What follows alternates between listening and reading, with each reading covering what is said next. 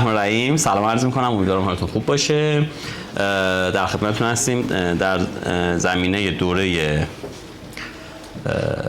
آپشن کن‌های خورشیدی کوچک مقیاس، جلسه چهارم. جلسه اول و دوم و سوم رو خدمتتون بودیم و بارگذاری شد در یوتیوب و امکان بازدیدش رو دارید.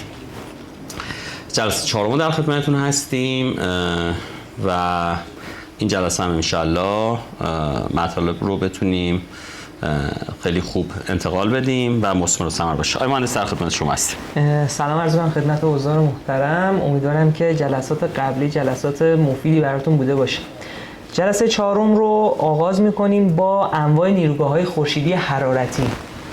یه جورایی از اسم این نیروگاه‌ها مشخصه که ما با مقوله تولید در واقع استفاده از پنل های فوتوولتائیک دیگه هیچ کاری نداریم. الان مستقیم میایم روی نیروگاه‌های که از طریق اشعه، یعنی تابش اشعه خورشید میخوان یک سری دستاوردهای صنعتی رو تولید بکنن. ما تو جلسات گذشته در مورد انواع نیروگاه‌های خورشیدی حرارتی صحبت کردیم که در واقع 5 نمونهش رو بیان کردیم: نیروگاه هلیوستات، نیروگاه سهموی خطی، نیروگاه دودکش‌های خورشیدی، نیروگاه استرلینگ و نیروگاه فرنل که نیروگاه‌های بسیار بسیار مهمی توی صنعت هستند و کاربردهای خیلی خوبی دارن از لحاظ بحث صنعتی. در ابتدای کار نیروگاه هلیوستات رو می‌خوایم بررسی بکنیم. نیروگاه هلیوستات یک نیروگاه در واقع بزرگی هست، از لحاظ مقیاس خیلی بزرگ هستش، به این صورت که تابش مستقیم نور خورشید روی یک سری آینه هایی تابیده میشه. این آینه ها از جنس ترکر در واقع DAT یا دات هستند، چند محوره هستند که این در واقع نور خورشید رو به یک در واقع بویلر یا یک فضایی به بالای یک برج انتقال میدن. همینطور که از شکل روی در واقع اسلاید مشاهده میکنید، بالای برج یک در واقع دیگی قرار گرفته که این دیگ ممکنه یک در واقع سیال از جنس آب حتی توش باشه. این برای اینکه بخواد این آب تولید حرارت بشه از براش، یعنی آب داغ بشه، یه هزینه‌های خیلی زیادی باید انجام بگیره توی صنعت، ولی از طریق این نیروگاه هلیوستات باعث میشه که این آینه ها اون میزان حرارتی که میخوان رو به آب انتقال بدن و آب داغ یا اون یوتیلیتی که میخوان رو برای مصارف بعدی صنعت استفاده بکنن. این نیروگاه ها میتونن به صورت مکمل باشن، یعنی یک جا کار بکنن، و حتی میتونن به صورت کمکی بیان برای بهره برداری نیروگاه های دیگه شکل بگیرن. پس از لحاظ در واقع اهمیت توی صنعت بسیار مهم هستند. توی کشورهای ما حالا شاید به یک اشل خیلی کوچیکی ساخته شده باشه، بیشتر جنبه آزمایشگاهی داشته باشه، ولی توی کشورهای همسایه، کشور قطر و کشور امارات جزو کشورهایی هستش که توی در واقع بحث نیروگاه‌های هلیوستات خیلی داره کار میکنه و خیلی پیشرفت کرده. حتی اخیراً هم یکی از بزرگترین نیروگاه‌ها رو توی جهان احداث کرد. از لحاظ راندمان بسیار خوبی دارن، راندمان بالایی دارن این تجهیزات، این دست از نیروگاه‌ها، ولی از لحاظ در واقع هزینه‌ای میتونیم بگیم که جزء نیروگاه‌های گران قیمت هستن با توجه به تعداد در واقع تجهیزی که کنار همدیگه قرار میگیرن و نیروگاه رو شکل میدن. نمای کلی از یک نیروگاه هلیوستات در جهان مشاهده میکنید. این نیروگاه در کشور قطر طراحی شده و در حال در واقع احداث و بهره برداری هستش. از لحاظ وسعت میتونیم بگیم که بزرگترین نیروگاه خورشیدی هستش از لحاظ وسعت توی دسته از نیروگاه‌های خورشیدی حرارتی، چون یک میزان خیلی زیادی آینه باید کنار همدیگه قرار بگیرن، تازه بین اینا باید فواصلی در نظر گرفت، چون اینا به صورت ترکر هستن و دائما دارن با نور خورشید سنس میشن و در واقع نور خورشید رو رصد میکنن لحظه به لحظه. نیروگاه دوم نیروگاه‌های سهموی خطی هستند. نیروگاه‌هایی که توی جهان، تو کشور ما هم اخیراً تو شهر شیراز این نیروگاه ترکیبی که احداث شده بود ما دیدیم که نیروگاه صحنوی خطی داره احداث شده و توی چرخه در واقع بهره برداری قرار گرفته. این نیروگاه ها به این صورت هستند که خورشید رو لحظه به لحظه شرقی غربی سنس میکنن، یعنی به این صورت که از لحظه طلوع خورشید تا لحظه غروب حرکت میکنن. به این صورت یک سری در واقع دیش هایی قرار گرفتن که مرکز این دیش ها یک سری در واقع پایپ ها و لوله هایی قرار گرفتن. داخل این لوله ها میتونن سیال های مختلفی باشن از جنس آب، روغن یا حتی سیال های دیگه. زمانی که نور خورشید میخوره به این دیش ها باید از جنس ورقه های براق باشن، همینطور که در شکل مشاهده میکنید از جنس ورقه های براق هستن. این براقی باعث میشه که اشعه خورشید کاملا بیاد به اون مرکز کانونی اون در واقع اون تجهیز تابیده بشه و اون سیالی که داخل اون هستش سریع شروع به داغ شدن بکنه. باز هم تاکید میکنم این نیروگاه ها میتونن به صورت در واقع یک جا استفاده بشن، یک یوتیلیتی رو تولید بکنن، یا میتونن به صورت کمکی باشن، یعنی بیان یک تجهیزی رو داغ بکنن، گرم بکنن و بسپارنش به تجهیز بعدی، یعنی به یک فرایند دیگه صنعتی انتقال بدن. پس برای همین توی نیروگاه ها خیلی حائز اهمیت هستن. توی نیروگاه شیراز که اخیراً در واقع بهره برداری شده بود ما دیدیم که چندین نیروگاه داشتن همزمان کار میکردن. نیروگاه های CHP داشتن کار میکردن، نیروگاه های برق تولید برق هم نیروگاه فوتوولتائیک 3 مگاواتی بودن داشتن کار میکردن. در کنار اون ما یک سری نیروگاه از طریق مبدل‌های حرارتی داشتیم که داشتن اونا هم کار میکردن و نیروگاه صحنوی خطی که یک بخش تجهیز کننده نیروگاه بود برای یوتیلیتی که میخواستش اون نیروگاه میخواست تامین بکنه رو ازش استفاده میکردن. من یه توضیح بدم حالا اسلاید نره. یکی از کاربردهای بسیار مهم این نیروگاه ها اینه که بخار آب تولید میکنن دیگه، یعنی این در واقع شکل که شما میبینید آفتاب میتابه، نور کلکت میشه، اینجا اینا کلکتورن در واقع جمع میشه توی یک خط، یک سیال عامل حالا هر چیزی که هست روغن آبه میاد اینجا و دما میره بالا. در خروجی ما بخار آب داریم. یکی از انواع سیستم های آب شیرین کن که در ادامه میخونیم سیستم های آب شیرین کن MED مولتی ایفکت دیسالینیشن. ورودی سیستم های آب شیرین کن MED بخار آبه، یعنی ما چند نوع سیستم آب شیرین کن داریم، یکیش MED ورودیش بخار آبه.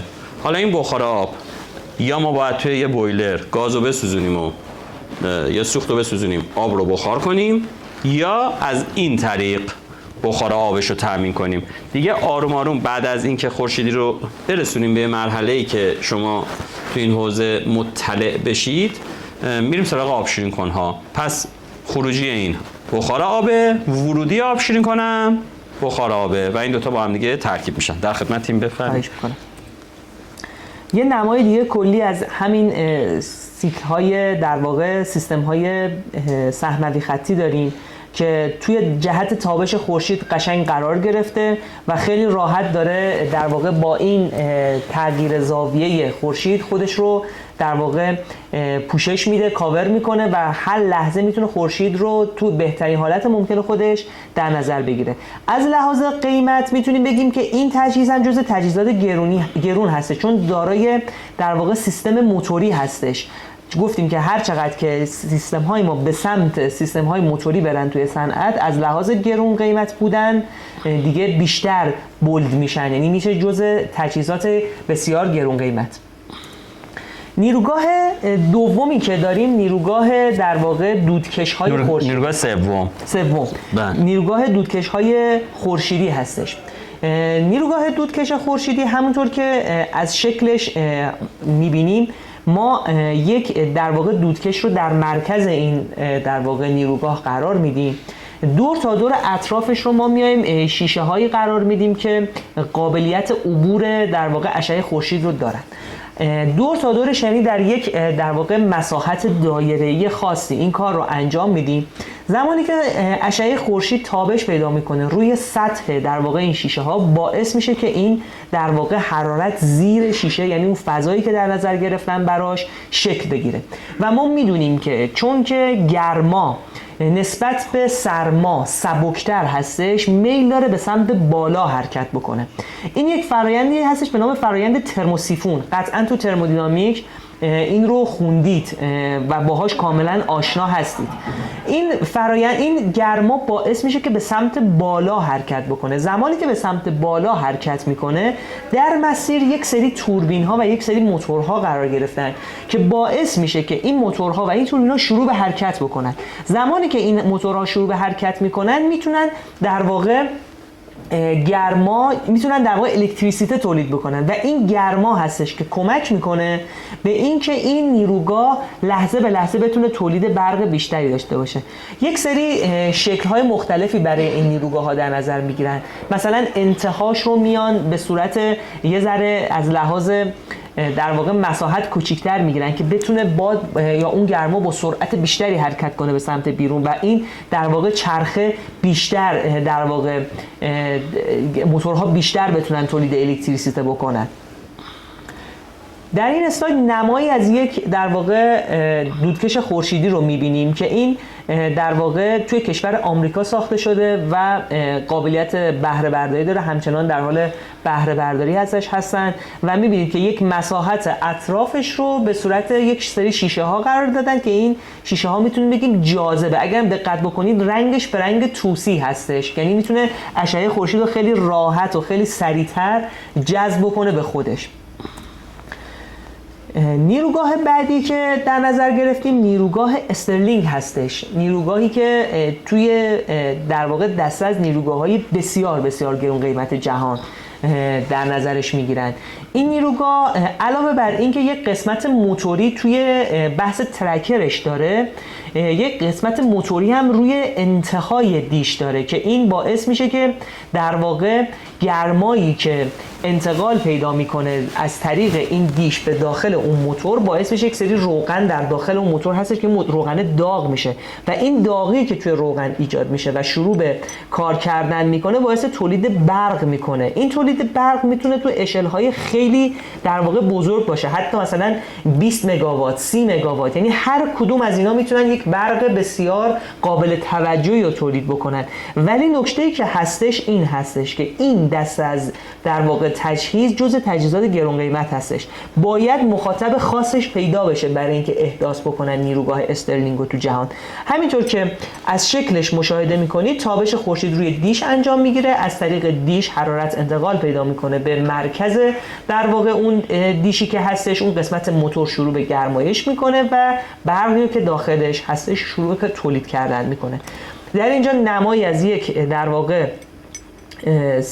نیروگاه استرلینگ رو مشاهده میکنید که سطحی که در واقع داره تابیده میشه یک سطح کاملا صیقلی شده است که بتونه میزان دریافت انرژی رو بیشترین حد خودش داشته باشه و بتونه انتقال بده به مرکز لوله. و در قسمت شمالی تصویرم اون موتورهایی هستن که بحث تولید در واقع الکتریسیته رو انجام میدن قرار گرفتن. یه توضیح من بدم اینجا حالا تا بریم اسلاید بعدی.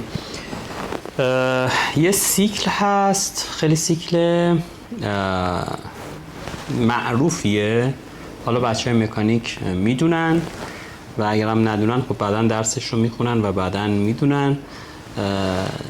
بهش میگن موتور استرلینگ که در واقع یک سیکله که در یک بخشی از این سیکل ترمودینامیکی نیاز هست که گرما ما بدیم به این سیکل.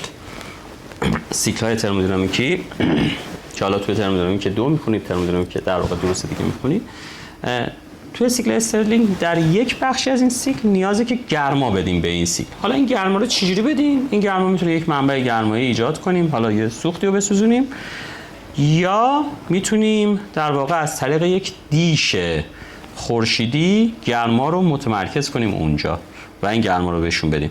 یعنی در واقع این یه سیستم ترکیبیه دوستان عزیزم، یعنی هم خورشیدیه هم در واقع با استرلینگ ترکیب شده و برق از اون ناحیه در واقع استحصال میشه. بله بفرمایید.